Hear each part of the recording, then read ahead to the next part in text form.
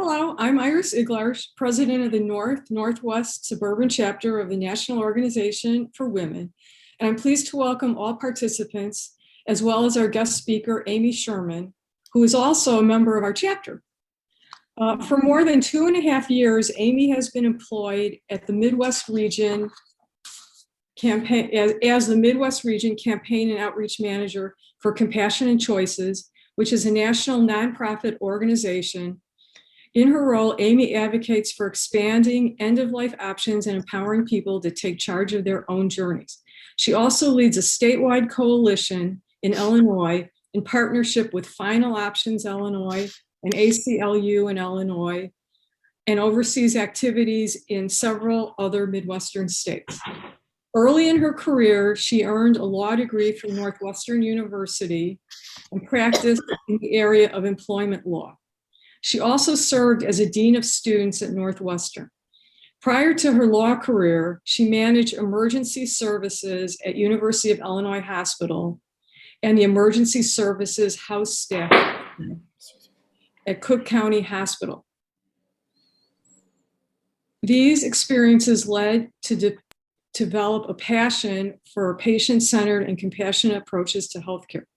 So I'm pleased that Amy is here to tell us more about compassion and choices. And after her presentation, we'll of course open up to Q&A. And if everyone could mute themselves, that would be great. First of all, thank you so much, Iris. I love being a part of that partnership that I have with you, not only on issues around now, but just on issues around bodily autonomy and charting one's own journey. I think what I'm going to be talking about today is very consistent with the broader movement that we are working on it now, which is a part of what attracts me to it. As Iris said, I am with Compassionate Choices. I am going to be using PowerPoint. I know people don't like to show their faces, and I'm just like them when somebody's doing a presentation. Totally get it if you don't want to, but when we're doing Q&A, I'm going to ask all of you to show your faces just so we can have more of a conversation. So let me now share my screen.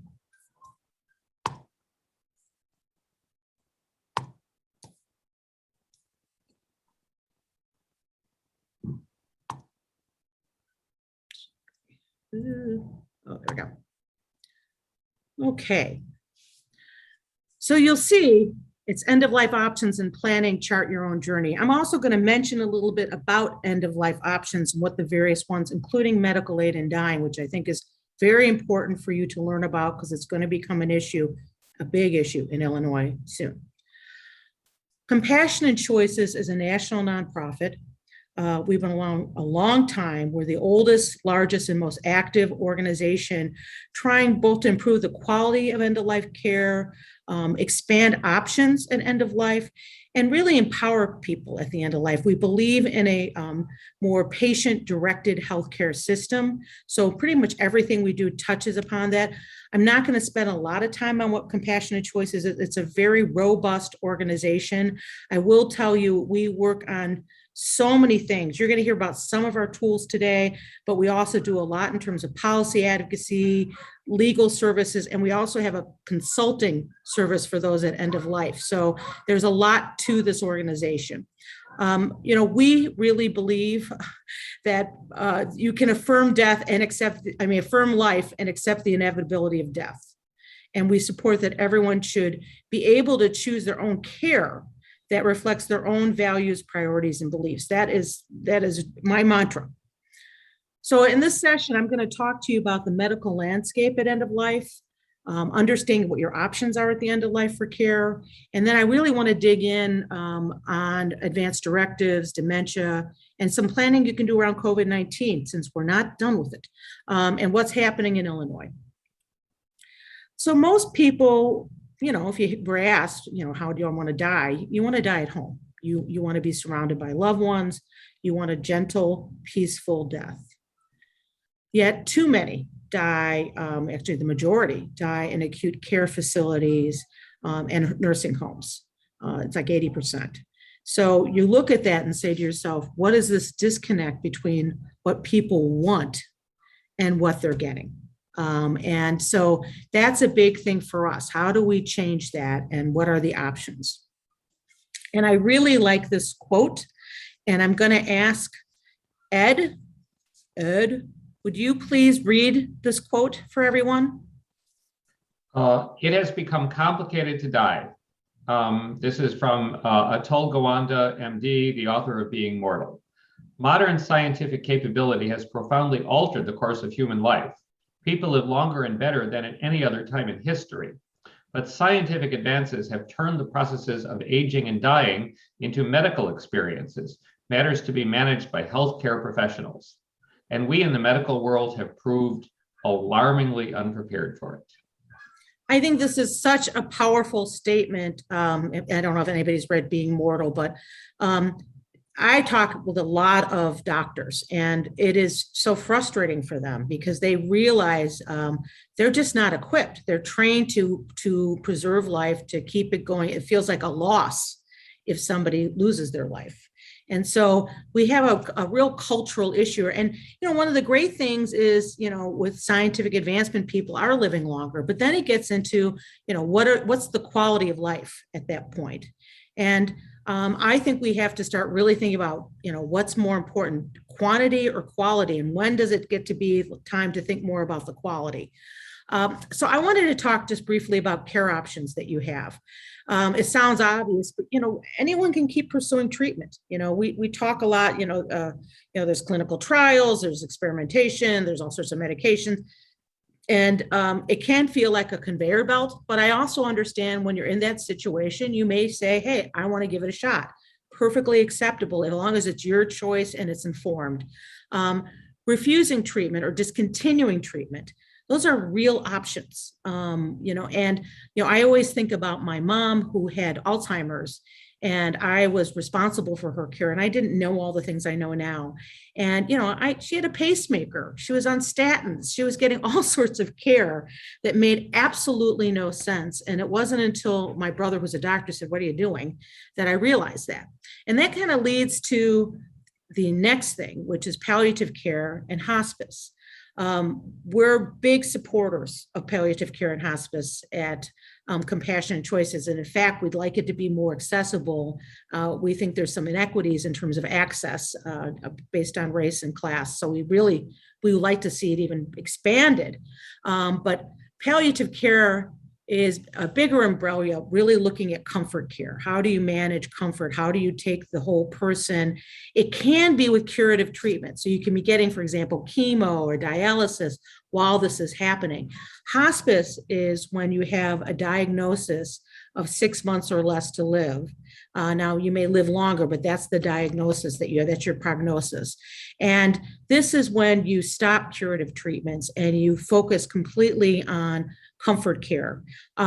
It is, to me, what's important about hospice, if it's good hospice, it's looking at a very interactive and holistic approach. So all the different disciplines are interacting. So, you have the doctors, the nurses, the therapists, the social worker, the faith leader, if there is one, all those people, the nutritionists, et cetera, are working together and looking at the whole patient and the family. That's the other thing. If hospice is good, they're actually supporting the family through this as well in terms of that process. So that's hospice. And when I talk about some of these other options, I want you to know hospice is not an either or proposition. Someone can be in hospice and doing some of these other things I'm going to talk about. And in fact, voluntary stopping and eating and drinking is a good example of that. You'll see V said, it gets hard with all these acronyms, but it is what most people call it. And the idea, and lots of times naturally, we just do that. Our body starts to naturally shut down. And I'm sure you've seen this in your life with older people who are like, I don't want to eat, I don't want to drink, and people are kind of forcing it on them. This is really letting someone stop. And some people will make the conscious decision because they don't want to suffer anymore to just stop eating and drinking. It can take, it depends on the person how long it takes, but it can take a couple weeks. maybe even more, depending on your size, your digestion, all sorts of things, disease you have, metabolism. But typically someone will slip into a coma-like state and pass away with this. This is something that I think we need to really get educated about as an option because it is legal. That doesn't mean, by the way, that all facilities will do that for you. We'll talk about that in a little bit, but it is a legal thing. Another one is continuous deep sedation. I've often called that palliative sedation, but that's where you're kept kind of in a coma. And basically you stop eating and drinking at that point too, and you go into sleep. But this is to stop the suffering while you're going through that process. And then finally, medical aid in dying. It is authorized in 10 states, as you see, and in Washington, D.C. I would like to spend a little time on this because we at Gogol and I and other people on this call are working together to get medical aid in dying authorized in Illinois. It's still not here. So I want to at least make sure you know what it is. All right, Iris, it's your turn. Would you read this, please? Okay. What is medical aid in dying? Medical aid in dying allows terminally ill adults to request and receive a prescription for medication that they may decide to take to die peacefully in their sleep. To qualify, one must be mentally capable, able to self-ingest the medication, and have a prognosis of 6 months or less to live. So what does that mean? You need to be terminally ill. Very important. This is not about killing somebody. This is about someone who's already dying. Often they don't want to be dying, but this is a fact, and it's really got to do more about sort of what the experience of death is. And the person has to be able to make a decision at that point, be capable of making an informed decision. There's a lot of safeguards involved in it. It has really been a tremendous demand for this. And as you can see, there's a lot of momentum now. New Mexico, this past year in the spring, the governor signed a bill. So now it's the 10th state, and then we also have Washington, D.C., so that's why it's 10 states and 11 jurisdictions. And there's been 6 in the last 6 years, and we do expect that this will continue. It is important because that's a message also, I think, just at a national level, like, hey, this is something people want. So we work very hard with partners on this kind of legislation. There's some of these are also been done by referendums, but most of this has been done through legislation. I guess there's one with a court case as well. So why is this happening? Well, this is from a Gallup poll from May of 2020. I think it was 74% of Americans support the option of medical aid in dying. And as you can see, it's been pretty steady for the last few years. This question was first asked, I think, in 1947, and it's doubled in support because, people have come to understand what this is. I think people are living longer. They're sort of seeing that people are suffering, and they're supporting this compassionate option. The majority of doctors, and they still have work to do, but the majority of doctors support medical aid in dying. It's on the rise. A lot of our work is to reach out to the medical community. I think, again, as I said, this is a real different mental model for some doctors. Notice it says physician-assisted suicide in this, and that was the question asked. We'll talk a little bit more about why this is not suicide in a moment. So medical aid in dying really protects patients and the doctors who serve them. We've had more than 60 years of combined data because of Oregon, over 20 years ago, and annual reports. There hasn't been one substantiated incidence of fraud, abuse, or coercion. So this is a very carefully executed option. Okay, and it's interesting, very few people, less than 1%, will choose the option in a state where it's authorized. But what we found is that it's almost like a prescription for peace of mind. Even those who don't do it, who are terminally ill, find it very comforting to know that they have this option, that it's available to them. Also, what we found is that this actually has improved palliative care in other states, that it's created more conversation between doctors and patients around end of life. We're finding earlier enrollment in hospice care, which is a big issue. People tend to get into hospice really late, this has to change. This is really a problem. And they don't know about the option. So this is very important. And also doctors are getting trained more in palliative care. So overall, the system is improving as this change is happening. Now, before I go to this, I want to say one thing about assisted suicide. Okay, and then we can move on from medical aid and dying. And then we'll get back to it later about just some of the activism that's happening right now.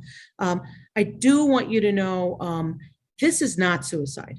I don't know if any of you have ever been touched in your life by somebody dying by suicide. But if you have, you know, it tends typically to be somebody who is not thinking correctly at that point. There's something associated with mental illness. They want to die, at least in that moment. They typically want to die. I don't want to say it's for everybody, but typically they want to die. And they're not terminally ill. So they can be healthy, you know, and it often is a violent death. There's a lot of gun usage in death by suicide. None of these things are the case for medical aid and dying. Typically the person wants to live, but that's not a choice for them. So they want to make sure they have a peaceful death. They have a whole process that's very thoughtful. You know, there's actually, you know, you see 2 healthcare providers. There's a period of time between when you ask for it and when you get the prescription. It's really meant to be a very contemplative and you know, deliberate process. So there's just a lot to this. And I'll end this at the American Suicidology Association and the American Psychological Association have stated these are different acts and that it's really actually not helpful to lump them together. The reason I'm sharing this with you is that's what you'll hear opposition. And it's always kind of, to me, a signal that somebody needs education if they call it assisted suicide. All right, I'm gonna move on to talking more about advanced care planning, et cetera.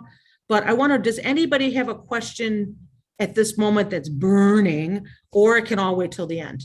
Whatever is good for you, just in case you have a question about medical aid and dying. Okay, we'll talk about what's happening in Illinois at the end of this too. Okay, so let's move along. We have a poll, and Ed Gogol is gonna make it happen, make the magic happen of this poll. Okay, let's see. I'm going to click there and I'm going to click there. Cross your fingers. Evans to Murgatroyd. And these are anonymous, just so you know, but if you could answer, we've got a few questions, actually 3 questions that we'd like you to answer.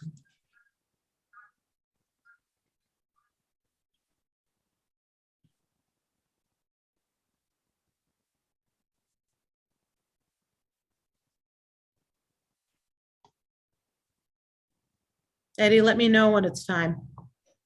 Yeah, here. If, okay.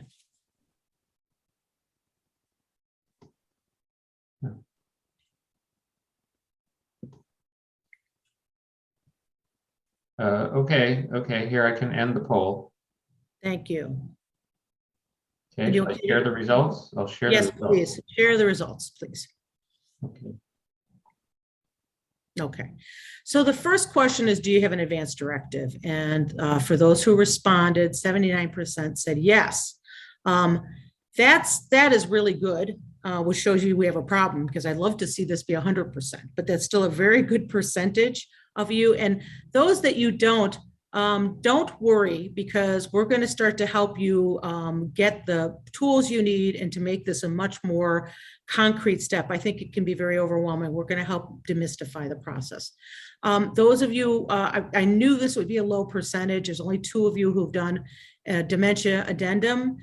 This is a tool that we've developed at CNC to help you with that. I think it's very important. So we'll talk about that. And then finally, the COVID-19, it looks to me like just 1 person has done a COVID-19 addendum. Let's see what we can do to change that number, and we'll talk about that tool as well. So let's stop sharing and move along. And you may hear from my cat because he's starting to get very interested in this conversation. I know he works with me. So let's talk about advanced directives first. Okay. Advanced directives, and many of you have them. I think what's so important for them is that you're documenting your wishes. in case you become incapacitated. And it's really giving someone else voice for you in terms of making healthcare decisions, or when you're near the end of life. I mean, it could be you're in an accident, it could be even temporary. It doesn't have to be near end of life. What's scary is 2/3 of American adults have not completed advanced directives. I hear different numbers from different sources, but this, as you can see from this quote, and I'm going to ask Missy Fleming to read it, is a problem.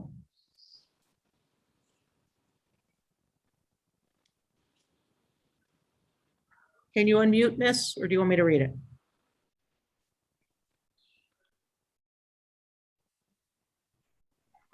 The treatments most Americans would choose near the end of their lives are often different from the treatments they receive. Unfortunately, this disconnect can lead to unnecessary and prolonged suffering. To have this doctor, it's really powerful to me, this statement, but have this doctor say this, I think the point is we don't have to have this suffering. We have a choice, and getting beyond some of the other care options, just being able to specifically say, when this situation happens, I don't want treatment anymore, is a very powerful thing to be directing, and getting somebody who is going to respect your wishes is critical. And that's where the advanced directive comes in. So CNC has this incredible resource center for planning your care. And what I think is so important about it is that particularly the first one, the End of Life Decisions Guide Toolkit, really helps you step by step. Because I know for myself, when I started to do advanced care planning, I almost felt paralyzed. I just updated it recently when the pandemic hit. And even then, I found it really challenging. And I'm in this field. It's just hard to think about one's own mortality. It's hard to think about, what situation I care about this, what do I want that? And this toolkit really, really, really helps get you through that process. I'm going to talk about that a little bit now. It has this My End of Life Decisions Guide, and it's a booklet. You go on our website, you can download it, but I actually recommend for this one, ordering it, because I think it's really easier with a booklet. It has all sorts of important information in it. And it's kind of meant before you fill out the directive so that you can identify, what are your values and priorities around end of life? What's important to you? And also things about like what kind of treatments you'd want, what treatments you don't want. It's got so many resources. What I love it is has this planning checklist. And I don't know about you, but I need a planning checklist. I would like my whole life to be one big planning checklist, but this is fantastic. I'm going to just mention a couple things in it. It has this values worksheet, which I mentioned to you, kind of what's important. Is it important that I can walk? Is it important that I can talk? Is it important that I can bathe myself? Whatever those issues are, it really gets you thinking about it. It gets you to where you need to go to get your advanced directive form. It also has a My Particular Wishes. This is not my 5 wishes. This is really talking to you about, like what I said, what kind of life-sustaining therapies you want. One of the things I like about it, when you look at that, is you can also say, yes, doctor, you can do it for a trial period. So if you're not sure, but you don't want it forever. The dementia provision addendum is in here. We'll talk about that. There's an interactive tool now. You can learn about PULSE. We're going to talk about that, the physician order for life-sustaining therapies. A letter that you want to write to your doctor. And then we do want to mention the sectarian healthcare directive. I'm going to mention that now. It's a big issue. You're going to find more and more religious organizations taking over medical care facilities, and they have very specific views about what care and what care you can't have, certainly about medical aid and dying, about stopping eating and drinking. These can be big challenges. And so this directive says, please transfer me if they will not do my wishes. I don't know if it solves everything, but it's an important thing to do. I have one. And then a rider to a residential agreement. If you're going into assisted living, it's a contract. So why not put in an agreement saying, these are the wishes I want adhered to. So these are just some of the examples. There's more in there. I just can't do them all. I'm not going to go into that, but I want to talk to you about the advanced directives. Advanced directives, to me, the most important thing is the durable power of attorney. There's also something called a living will. It's not really enforceable, but you can use it to specify what you want. It's interesting when I talk to lawyers, someone say, oh yeah, I make them do a living will and medical durable power of attorney. Others, and by the way, I'm an attorney too, just in case I don't remember if you said that, but I am. But a lot of them will say, you just need the power of attorney. That's really the critical thing, because in the end, that representative is going to be the one. I have mixed feelings about it. I mean, I think it's really important that the people you love outside of your power of attorney understand where you're coming from, so they don't cause a lot of anguish for that power of attorney. And so the doctors are more likely to listen to them.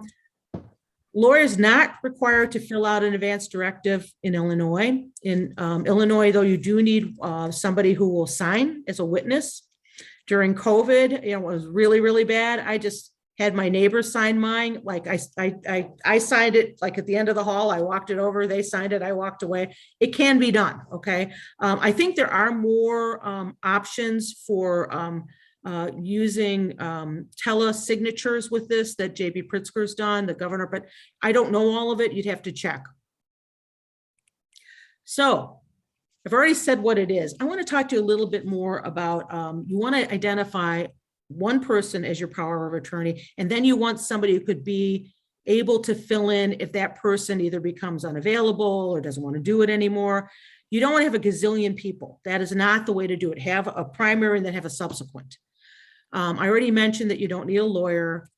Here's one thing I don't know if people really think about, but anyone over 18 should have an advance directive. It doesn't, I mean, this is such an important issue. Talk to your kids, talk to whoever you know who's younger. Lots of times we think we're immortal, but you can get hit by a bus. You can end up with a tumor. We'll talk a little bit maybe about Brittany Menard if we have time, but she was a young woman who ended up having brain cancer. And she ended up actually moving to Oregon to have medical aid and dying as an option. But my point being, this is not just about older people. And I think it's really important if you talk to your children about this. You want somebody who you can trust to speak on your behalf and who really knows your wishes. So what does that mean? The power of attorney form is not going to say all your wishes. You need to really talk with them. And that's where our tools can be very helpful. And you have to have more than one conversation. Also, it doesn't have to be a family member. And sometimes that's not who you want because they aren't always able to be neutral. And it may be too much of a burden really for them in that kind of acute situation. So you want to really think about that. It's better if it's somebody nearby, but if just as long as somebody's available, that's really what's important. You can't have somebody under 18 and it can't be the healthcare provider that's helping you. You can't have that doctor do it. I think what's very important is you need somebody who can be a strong advocate because there may be pushback from the doctor or the institution, and you need someone who's got a spine. And even when there's like conflicting opinions between family and friends and medical team, and it happens, I see it all the time. You want someone who can say, I know what Amy would want and speak for you. I think that's really important. You don't want to see, a part of why you're doing this is to reduce conflict too. You don't want conflict. You want people just to be with you at this time. And if they're all arguing about what they're missing that experience of being with you. Also, I don't think people always know this, but you can specify who you don't want to be making decisions on your behalf. I think that's underused. And there are times when there's a person who really has a different value system or belief system. And it's important to know that you can specify that. So you got it done. Yay, good for you. You want to share it obviously with your proxy, your power of attorney, the person who's going to be your healthcare representative. You want to share it with your doctors. Keep in mind your primary care physician might not be the one you're going to be dealing with. You'll probably be in the hospital. One of the things that, like for example, Northwestern Hospital has now, which I love, they have a My Chart or something at some of this portal, and you can actually upload your advance directive on it. I think that's very cool. So you want to get it out, and you want to get it out to loved ones. I sent mine out to about 25 people. I'm not saying I heard back from them, but I just said, I want you to know, so it's very clear what's going on. And I felt so much better after I did that, actually. You want to make sure to have your advanced directives in an accessible, safe place. A lot of people talk about putting in the freezer. I'm not sure people look in the freezer, but you can do that if you want. When we talk a little bit, I do want to mention POST. That's a different kind of directive. It's a physician order. Well, you might want to put that on the back of your door. So we'll talk about that. And you do want to take a look. I personally, and this is just me, I look at it once a year when I look at my retirement portfolio. I just sort of say, okay, I'm doing a checkup. I'm going to look at my advanced directive as well.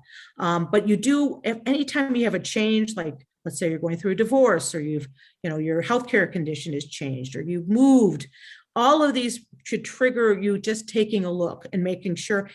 And I think you will find often the person you designated, maybe they're not who you want at this point, or they've moved or something. Things change in life. So I really recommend that. Let's talk about the POST now. The POST stands for Physician's Orders for Life-Sustaining Treatment. This is, I'm talking about the one in Illinois. It is recognized in Illinois. It's not recognized in every state, in most states, but not every state.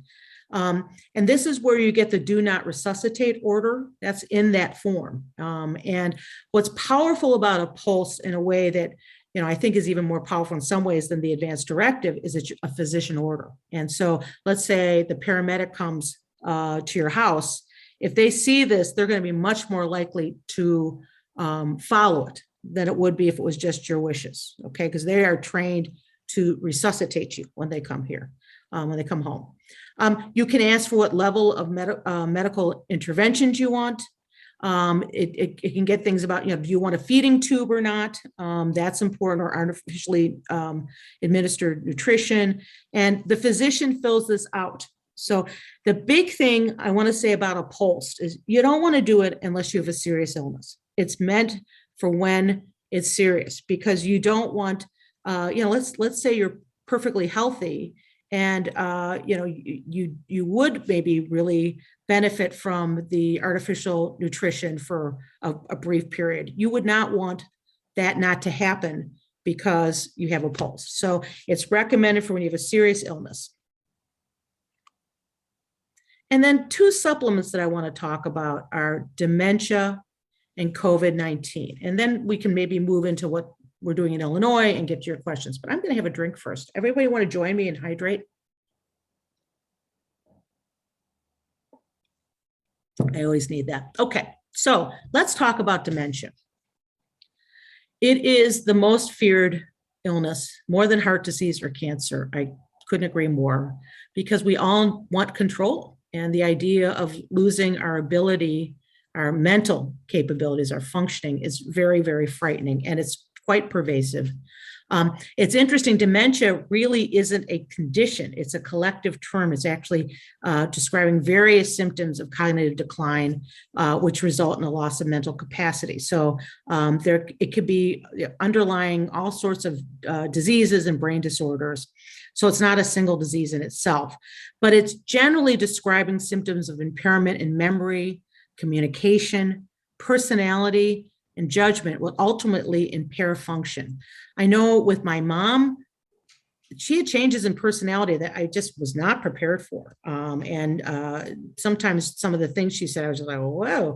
So you do need to know, people, I just had a colleague whose dad died of dementia. And he said, it's almost like two deaths. The person, and then they die. So it is important, and it doesn't happen overnight. It takes time typically. I mean, there are some that are rapid, but typically dementia takes over time. People can have sort of a stable period, and then it gets worse, et cetera. It is really also called a major neurocognitive disorder. Alzheimer's, as we know, Alzheimer's disease is the most common cause. That's about 68% of people with dementia. And there are about as many as 50 other causes. Some symptoms of dementia can be improved with treatment. I think there's a long way to go. Many diseases that cause dementia aren't curable. And in terms of incidence, about 5 to 8% of adults over 65 have some form, but that percentage doubles every year. What happens by the time you're in your 80s, about half of people have some measurable form of dementia. So in some ways, as we've been living longer, we've really expanded this disease, and that's why it's become such an issue. Interestingly enough, the actual, how do I put it, the rates have gone down in dementia because there's been improved cardiovascular health and better, just overall lifestyle treatment. But the number is still great because of the percentage of people getting it, okay? And so many of us getting older. So now that I've completely made you feel bad about this, what can you do about it? There are things you can do to get ready for this. So this is not something, and I will tell you, I think it's perfectly natural to want to deny this and say it won't happen to me. But I think you'll feel 100 times better if you prepare just in case it happens. And that's where CNC really went with this. And so one thing we have that I think is fabulous is if you do get, or if somebody you love gets a diagnosis, we have this one called the Dementia Decoder, where you're able to get a list of questions, which you can then use to go and even send it in advance to the doctor. And you can add your own questions, etc. And you can see here, you start with whoever you are. And I always say I'm a caregiver because I think that seems to work well, or my loved one has dementia, and it will give me various questions. Let's see if this has it. And I'll ask, what are you worried about? And you can enter whatever you're worried about. You can even enter your own. And then it will come up with these lists of questions, for example, and I can't read this because I can't see, but what are the pros and cons, including some of the risks or side effects of this test or treatment? What kind of care can my loved one receive to keep themselves comfortable if their wishes are to stop extending treatment unrelated to dementia? I think what is causing the symptom? What do you expect to learn from this test? These are really good questions, many more, but these are really good questions. And then you can pick and choose, and it will develop a list for you. I recommend you go on our website, and you can just Google Dementia Decoder if you want, and play with this a little bit to get to know what's on it. Any questions about that before I move on? Okay. Now this is a fairly recent, the last couple of years, tool that we developed called the Dementia Values and Priorities tool. And the idea is for you to really get a grip on at what level and progression of a disease, what level of care do I want? And so to me, this is the greatest gift you could give your loved ones in case of dementia. Oh, how I wish I had had this. Okay. And I'm going to just show you from slides how to do this, but you can set up your own thing, and actually it will actually turn into an addendum if you wanted to for your advanced directive. I love this thing. Okay. So I'm sorry. Hey, kitty cat, could you kind of cut that out? Thank you. So levels of care. And these are the questions you're going to be looking at every single time. I want to live as long as possible. I want no life-saving treatment. Keep me comfortable. Do not prevent me from dying from other diseases. Keep me comfortable. Stop all treatments and withhold food and water. So you can see that one's the VSET combination we talked about before. And the 1 on 3 is kind of more like hospice. All right. So these are the levels of care.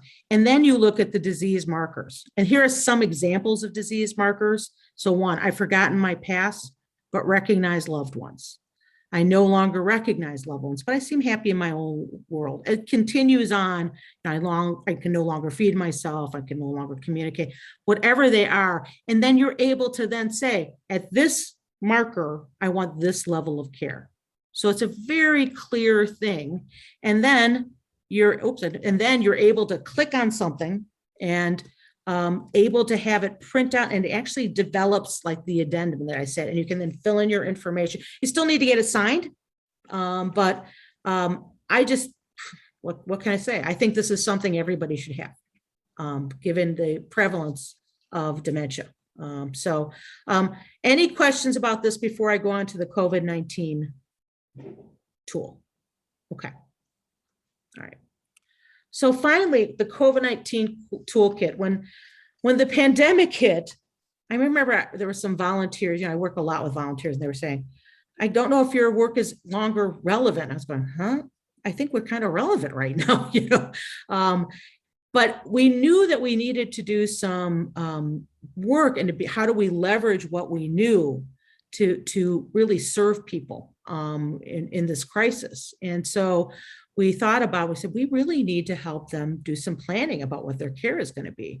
And we developed this addendum, and it's interactive. You can go on our website and you can just type it in, and it will ask you about, okay, I got COVID. Do I want to go to the hospital, or do I want non-invasive oxygen treatment here if it's available? Okay, I'm on a ventilator. How long would I want to be on a ventilator?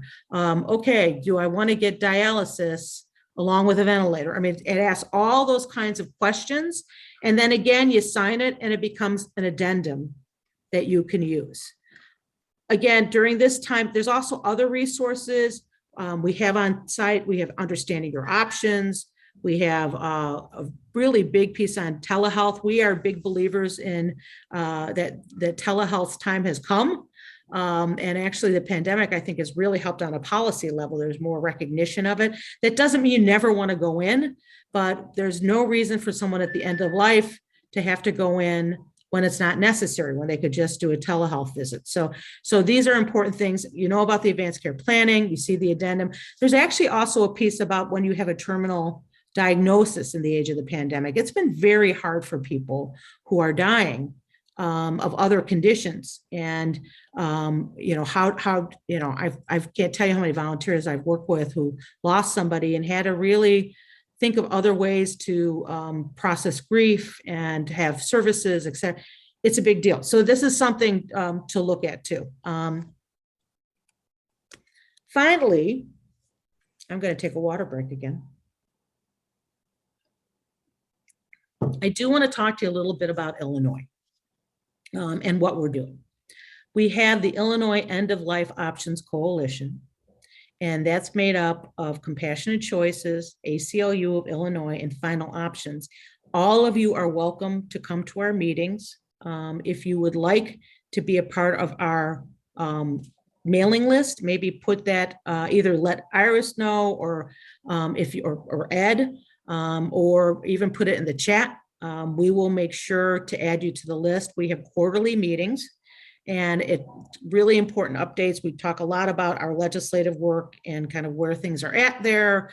And then we have some topical discussions. We also have what I would call action teams. And you can see we have several throughout the state, but we have one in the northwest suburbs. We have one in the northern suburbs. And we're still growing them, but we also have a lot of at-large people, that we just work with as volunteers. If you're interested in getting involved in this, please contact me. You can see my email address. I know some of you already are, quite a few of you actually, but you don't have to do a lot. You can just, do one thing. This is how it adds up. This is how things change. It's really grassroots, and love to have you join us. There are a couple events coming up. Let me see what's on here. Let me mention them to you. I don't know if I have them on here, frankly. I don't think I do. Okay. October 6th, we have a national signature event.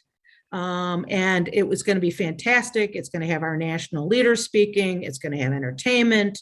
It's inspiring because there's people in the chat all over the country sharing this.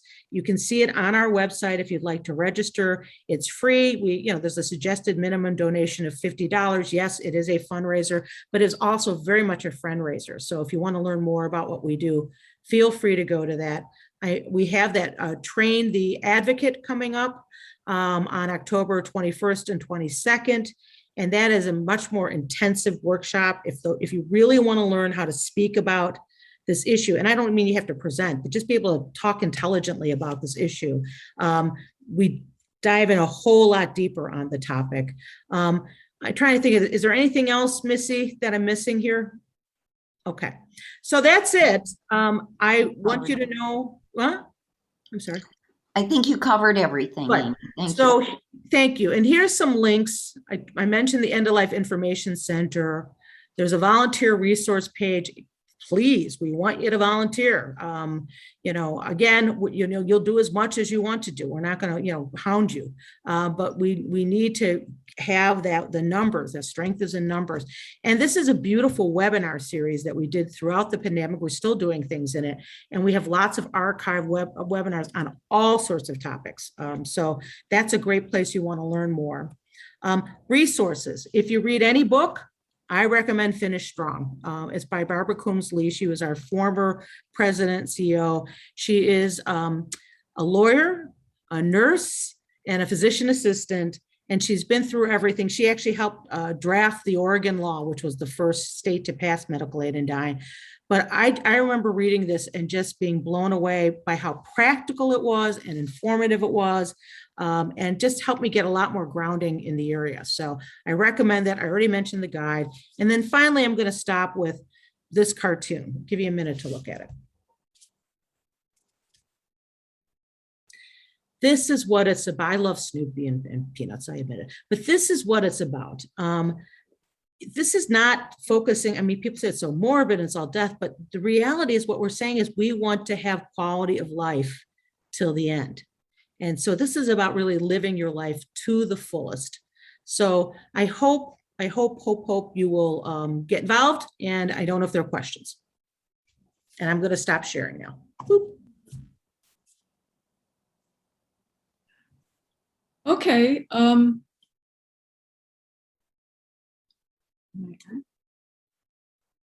I muted? No. Okay. Ed, can you hear me? People hear me? I'm not sure. Yes, indeed. Yep. Oh, you can't hear me. Okay, sorry. So I just wanted to. Could we take me out of the spotlight or something so I can see everyone? Oh, okay, sure. Yeah. Hold on. Okay. Thank you. Sorry about that. Okay, there you go. Thanks. Now you're spotlighted, Ed. Yeah. No, just go into gallery view. But anyway, take it away.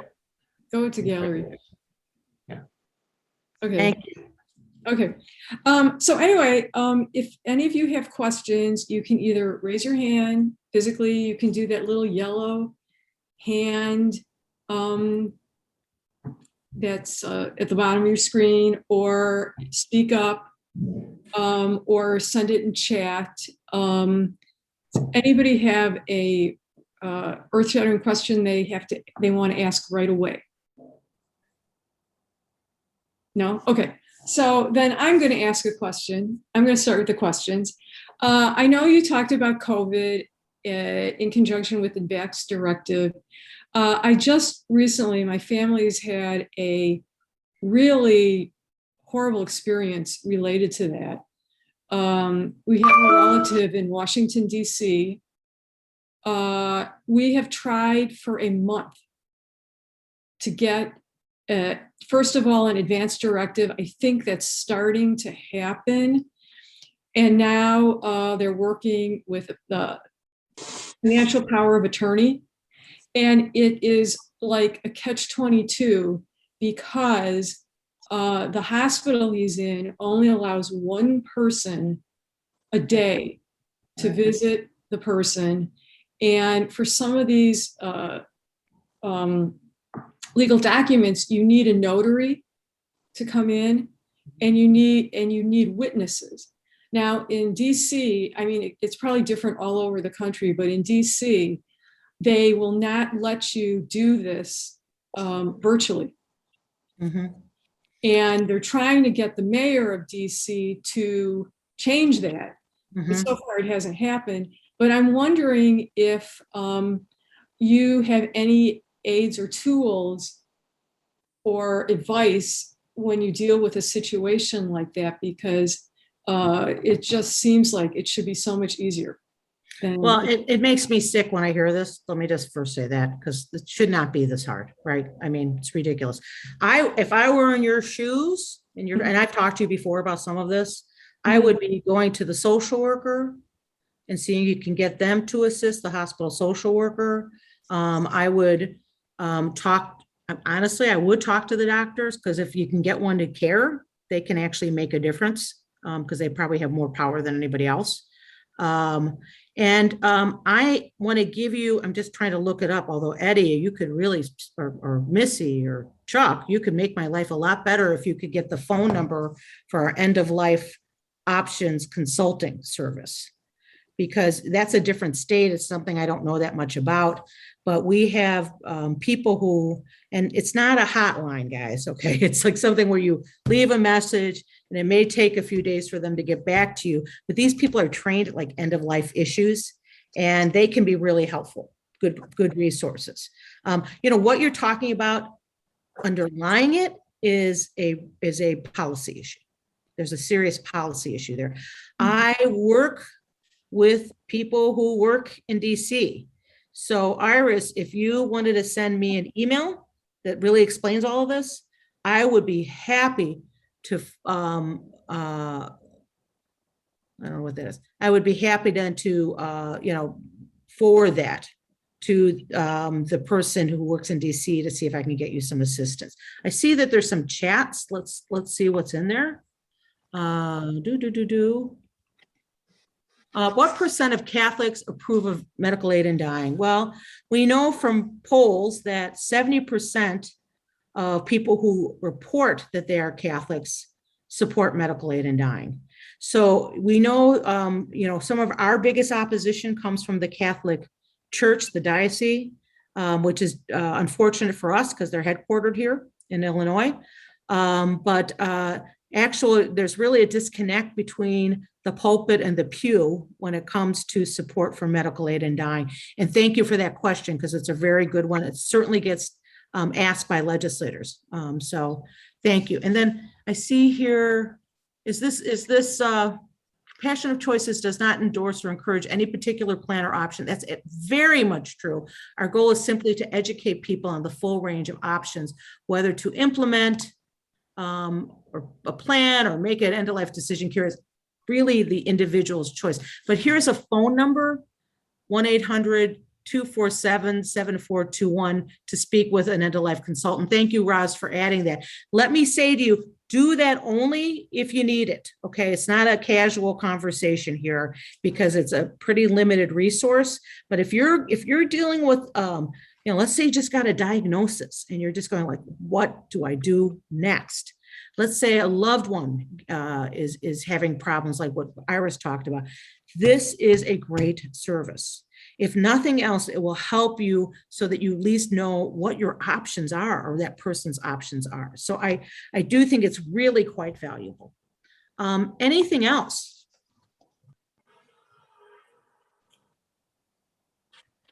Sally asks a question about being able to travel to a state that has the residency requirements. Okay, well, there are various requirements in states. I think, some are a little more liberal than others in terms of their enforcement as well. We have found often with medical aid in dying that it's very difficult for people to make the move. I can't tell you how many times they're sick. And they want to be with their support system, and it costs a lot of money. So there's lots of equity issues involved in that. There's definitely people who will move to Oregon or Colorado, and if you get the diagnosis early enough, you could do that. That's exactly what Brittany Menard did in California. She moved to Oregon. There's also options outside of the country. And so, if you can do that, that's fine. Reason we think it's so darn important to work in Illinois is we don't want people to have to do that. We want people to be able to stay in their home, which is what we all want. That's the whole point of this, is so that people can stay in their home and have a peaceful death. And so there are those options, but in reality, very few people will take up on it. Mm-hmm. What else have we got here, Ed?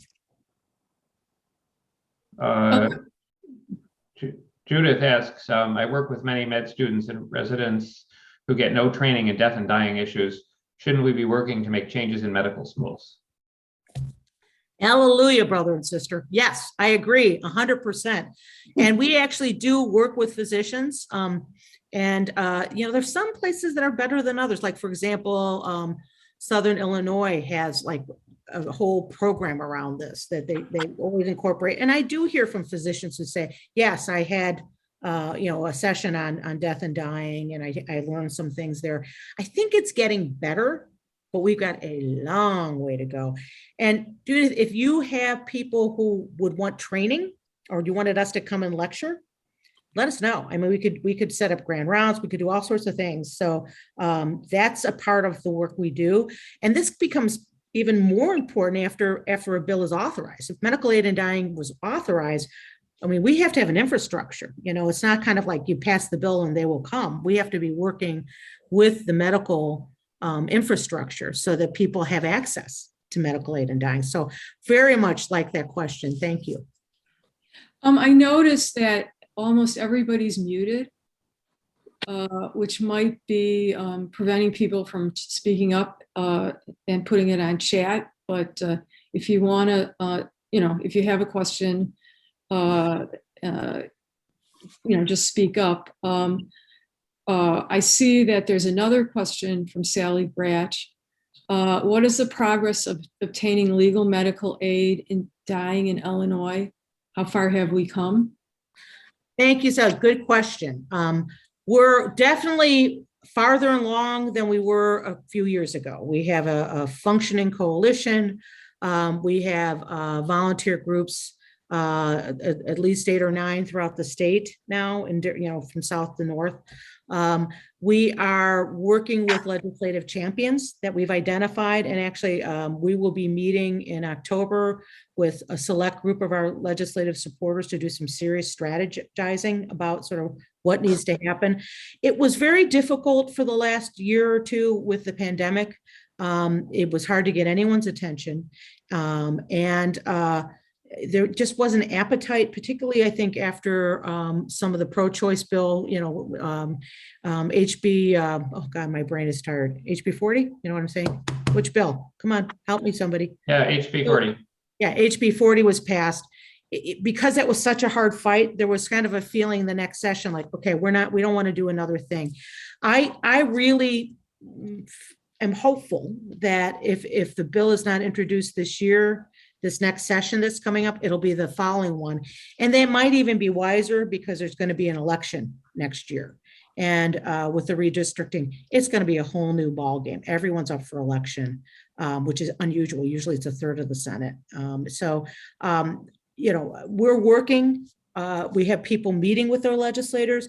If you are interested in getting engaged in any of that, this is really a onesies and twosies. I mean, I need people in various districts. And again, now I'm speaking from my, I better be careful about this, my Compassionate Choices Action Network 501c4 hat, because I don't want to get in trouble with the tax people.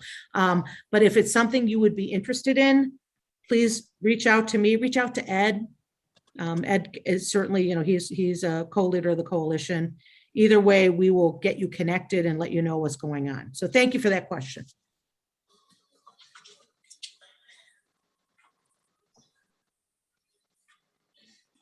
I don't have a question, just a comment. Can you guys hear me? Yeah. Okay, cool. Just that there's a lot of symbiosis, is that a word, between now and between compassion and choices. These are both bodily autonomy issues. And it's also things people don't really like talking about, death and sex and abortion and stuff like that. So there's a lot of similarities between the people who support both of these things.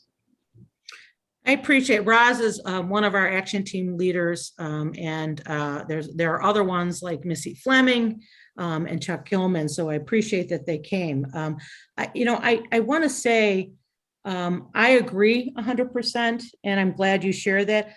I'd really like to see more of a partnership with now on these issues and just on the pro-choice movement about this, because I think there are real ties.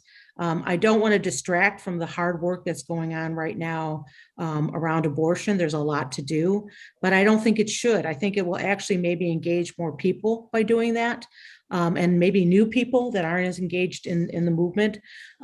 So as a member of this organization and a member of the health committee, I'm hoping that there will be interest in doing more around this. But I also understand that there's a lot going on, and people have different views. But I'm just throwing it out there. Well, I think there are a lot of talking points we could share and talk about. I was just talking to somebody earlier today who's kind of higher up in the hierarchy of NOW, and she was saying, now all the issues we deal with, we have no easy talking points. It's kind of everything that we deal with, all our challenges, we have to make these points, but they're not easy talking points. They're difficult points to bring across. And so I think NOW is always up for the challenge. And I don't see why we can't include aid in dying and other issues like that as well. I appreciate that. And I do think you're right. I think we have to get the word out. That's what this is really about, getting the word out and making sure people understand that this is really about our own personal freedom, all of these issues, and people being able to make decisions about their own body based on their own values and priorities and beliefs. It's really as simple as that. And so I think tying those two together can be really helpful. So, I do hope that we can continue that discussion. If you want to help this, the best thing you can do is get the word out to your friends, get them to connect with us at Compassion Choice, me, the different action teams, and also talking to legislators, but also just like if there's places where we can present, my temple, my church, my ethical humanist society, whatever, I don't care. Or if it's you have connections with medical, I think that's really important. Social workers, whatever, I can go on and on. All of those things are important to us. So feel free. I see there's a question about, Eddie, you answered it, about a group working in Ohio. You answered it perfectly. So thank you for doing that. Let me see. Are there any other questions, Ed? I see that Paul looks like he's raising. Paul, you're raising your hand. You're on mute though. So can't be heard that way. Very important among all of you, perhaps the biggest thing to be faced are family feelings about this. I can have my own wishes. However, if my family isn't in tune with me, there will be problems for the medical profession. You're bringing up a very important point, and that's why having that power of attorney filled out and having a very strong, let me just finish, Paul, a strong representative, but also another thing you can do, I think is something to think about, is having a video to say, this is what I want. I know you don't like this, but this is what I want. That sort of is a strengthener. There's only so much that you can do in this situation, but I think the more you're really clear about what your wishes are and you document them, and you have somebody with a backbone who can advocate for you when there's family issues. Paul, I've heard 101 family dynamics, and it depends on the doctor. It depends on a whole lot of the institution.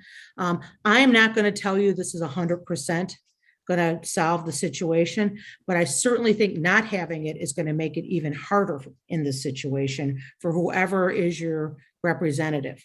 I actually do think getting a little video is not a bad idea. And again, remember, you can say who you don't want to be your representative. So there's a lot that you can do. And I'm just focusing on what you can do versus saying, okay, there's no point in doing this, because I don't believe that. I do know family can, they can be wonderful. And then there can be some who you just kind of almost wish they weren't in your family at that moment, I mean, it's difficult. Often they're doing this because they're feeling very stressed and they feel very passionate about it. So I think we also have to understand that they have very strong views. People have strong views about death. People have strong views about treatment around death. That's why what I'm trying to talk to you about is make your voice heard as best as you can. For example, and I have some healthcare issues. I have talked to more than one of my doctors, my specialists, whoever I see, and I say, I want you to see this, but I want you to hear me. This is what I think. And in fact, I think talking to the specialists that I see is probably more important than just my general, because they're the ones more likely to be taking care of me if I have an issue. So again, Paul, you're raising a really important point. Do you have any words of wisdom of how to handle it other than what I've said? Because I'm very open to that.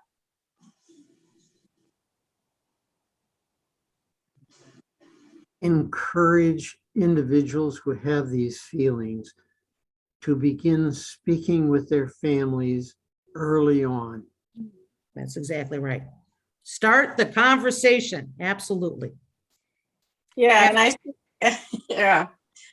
see Judith put in the chat that family therapy is very helpful. Yeah, because it's I was involved in a family situation in my family. My mother, she had her advance directive. She had my dad as her power of attorney.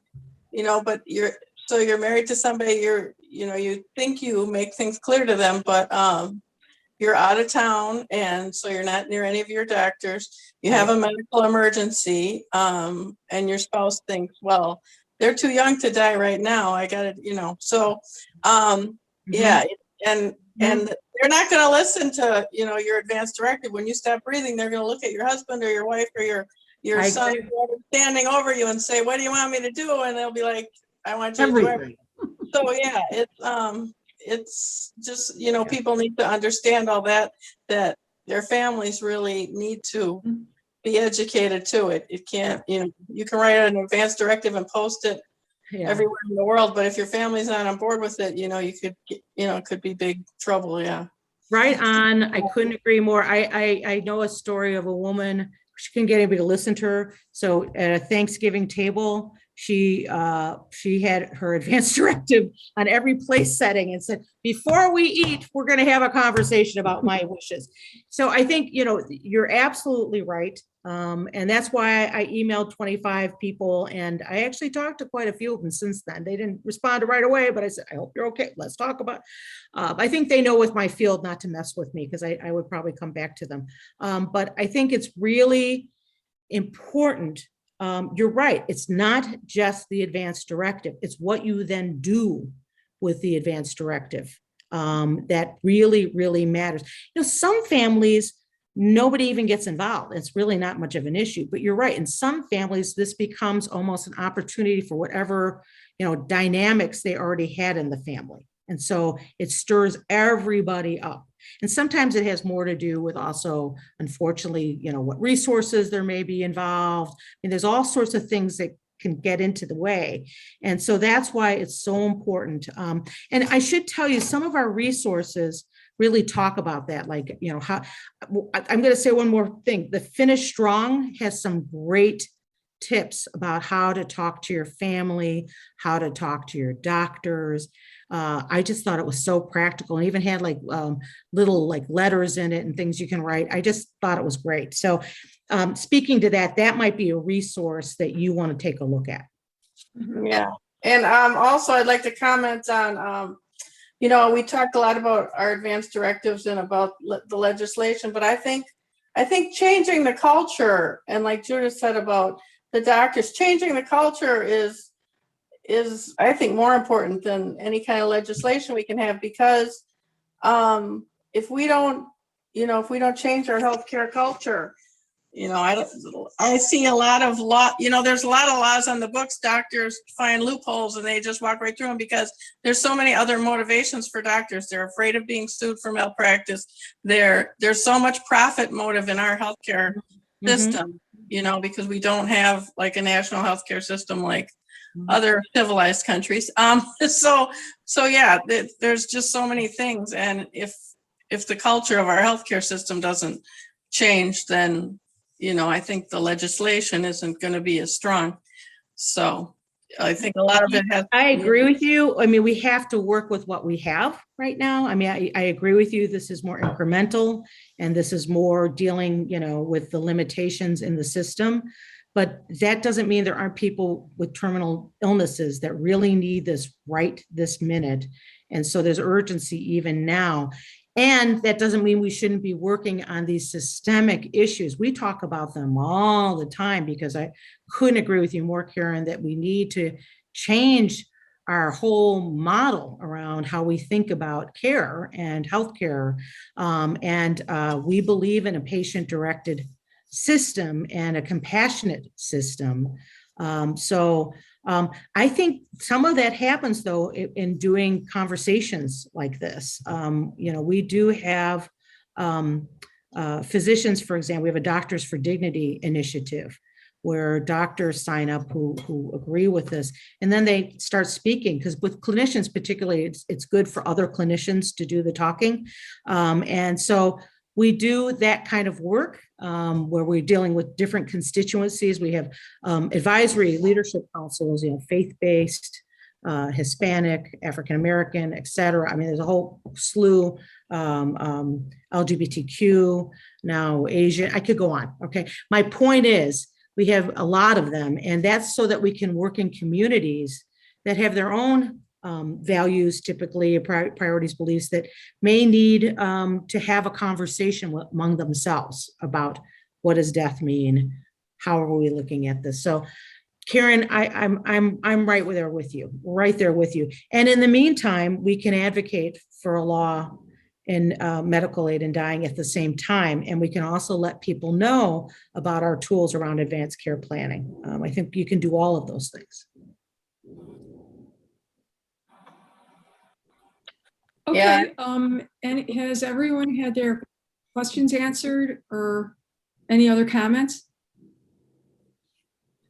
Okay, Amy, I was wondering, I have your email and I have another www.compassionatechoices.org information. Do you want me to should we put that on the chat? Please do, absolutely. Okay. You are all welcome to reach out whenever, even if it's not now, if something comes up.